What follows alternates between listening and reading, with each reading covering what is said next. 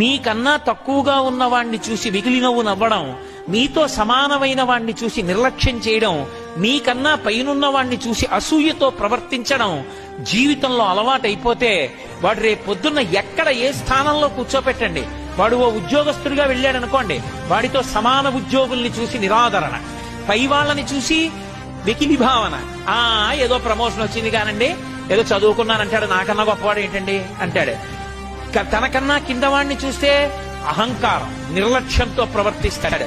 తనకన్నా కింద వాళ్ళు తనని చూసి సంతోషించరు, సమానులు సంతోషించరు, పైవాళ్లు సంతోషించరు. తన అహంకారానికి తానొక్కడే సంతోషిస్తుంటాడు. అటువంటి వాడికి ఆపదొస్తే కాపాడేవాడు ఎవ్వడూ ఉండడు.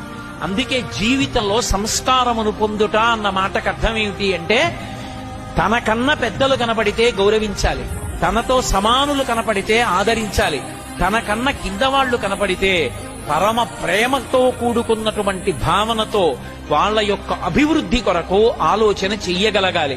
ఈ మూడు భావాల్ని మీ జీవితంలో